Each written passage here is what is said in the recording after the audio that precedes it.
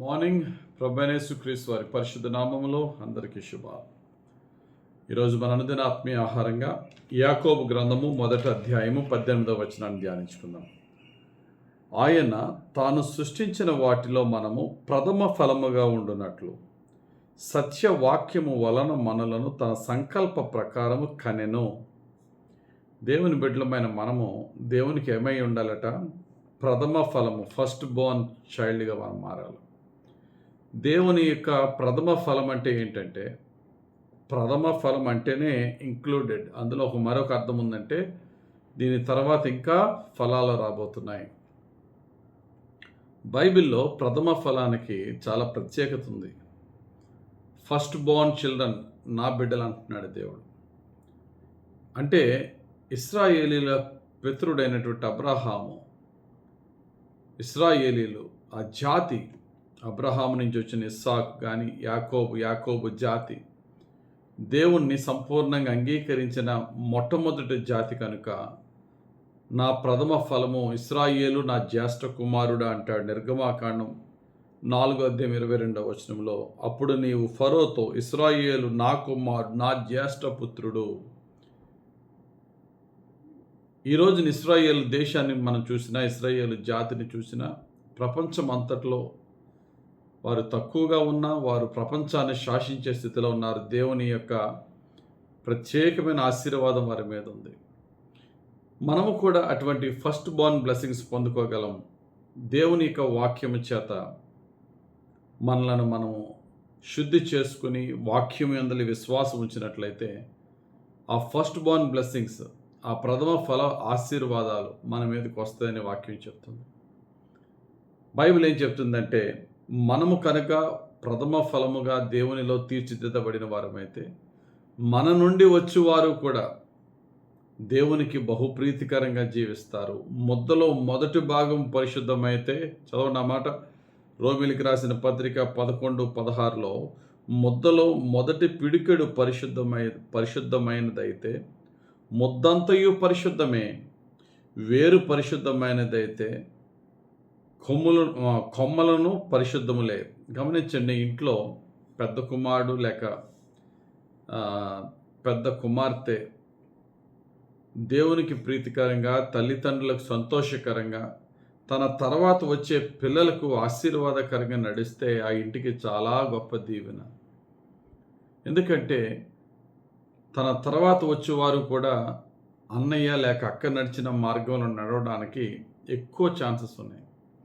ముందు నడుస్తున్న వ్యక్తే తప్పిపోయిన వాడైతే, లోకానుసారి అయిపోతే, దేవునికి నీ తల్లిదండ్రులకు వ్యతిరేకంగా జీవించేవాడైతే, తన తర్వాత వచ్చేవారు తన్నే వెంబడించి చెడిపోవడానికి చాలా అవకాశాలు ఉంటాయి. దేవుడు నిన్ను ఆయన ఫస్ట్ బోర్న్గా తీర్చిదిద్దుకోవాలి అంటే, ఆయన ప్రథమ ఫలముగా ఆశీర్వదించాలి అంటే, మన తల్లిదండ్రులకు మనం మొదటే పుట్టక్కర్లేదు. కుటుంబంలో ఏ ఆర్డర్లో మనం ఎక్కడ పుట్టినా దేవునికి ప్రీతికరంగా మన జీవితాన్ని మలుచుకున్నట్లయితే ప్రథమ ఫల ఆశీర్వాదాలు దేవుడు మనకి పంపిస్తాడు, మన మీద అనుగ్రహిస్తాడు. మనము ఫ్యామిలీని నడిపించి, మనము ఫ్యామిలీని దేవుని యొక్క బాటలో నడిపించి, దేవునికి మహిమార్థంగా మనం జీవించి అనేకులకు ఆశీర్వాదకరంగా మారగలం. బైబిల్లో మనం చూస్తే యోసేపు 11వ వాడు, కానీ మొదటి వాడైనటువంటి రూబేను ప్రథమ ఫల ఆశీర్వాదము 2వ వాడికి, 3వ వాడికి, 4వ వాడికి వెళ్ళలేదు. ఏకంగా 11వ వాడైన యోసేపుకి వెళ్ళేది. ఎందుకంటే అతని నీతి ముందున్న 10 మంది నీతి కంటే అధికముగా మారిపోయింది. యాకోబు ప్రథమ ఫలము కాదు, యాకోబుకు అన్నయ్య ఉన్నాడు ఏసావు, కానీ తన ప్రథమ ఫల జ్యేష్ఠత్వపు ఆశీర్వాదాన్ని అమ్మేసుకున్నాడు. ఈ రోజున నీ జీవితంలో, నా జీవితంలో దేవుని ఆశీర్వాదాలు పోగొట్టుకునే వాళ్ళుగా ఉన్నామా? ఆశీర్వాదాలు మనం లేకపోయినను దేవునికి ప్రీతికరంగా జీవించడం ద్వారా ఆశీర్వాదాలు పొందుకుంటున్నామా అని ఒకసారి చెక్ చేసుకోవాలి. మనమందరము కూడా ఆయన వాక్యము వలన మనలను ప్రథమ ఫలములుగా మార్చేస్తా అంటున్నాడు దేవుడు. దేనివల్ల? ప్రథమ ఫలముగా పుట్టుట వల్ల కాదట, ఆయన వాక్యము వలన మనలను ప్రథమ ఫలములుగా మార్చాడట. కాబట్టి మన తల్లిదండ్రులకి మనము మొదటి సంతానమా, రెండో సంతానమా, మూడో సంతానమా ప్రశ్న కాదు. యేసుక్రీస్తు వాక్యముతో కడగబడితే, యేసుక్రీస్తు వాక్యానికి లోబడితే మనల్ని దేవుడు ప్రథమ సంతానంగా దీవించి మన ద్వారా కుటుంబాన్ని దీవించబోతున్నాడు. మనమందరము దేవునికి ప్రీతికరంగా ఆయన వాక్యముతో కడగబడి ప్రథమ సంతానంగా మారి జ్యేష్ఠత్వపు ఆశీర్వాదాన్ని పొందుకుందాం. దేవుడు తన పరిశుద్ధ వాక్యం మన జీవితంలో నెరవేర్చునుగాక. ఆమేన్. పరిశుద్ధుడా, ప్రేమ కలిగిన తండ్రి, ఇచ్చిన ఈ వాక్యం బట్టి స్తోత్రాలు అయ్యా.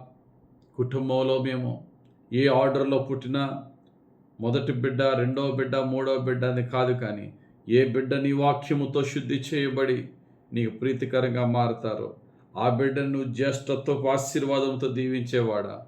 నీ జ్యేష్ఠత్వపు ఆశీర్వాదం పొందుకునేలాగున నీకే బహుప్రియులుగా జీవించి మేము దీవింపబడి కుటుంబానికి దీవెనగా మార్చబడే భాగ్యం మాకు దయచేయమని, నీ వాక్యముతో నీ పరిశుద్ధ ఆత్మతో మమ్మల్ని శుద్ధి చేసి రక్షించి దీవించమని యేసు నామములో ప్రార్థించి వేడుకొంచున్నాం తండ్రి.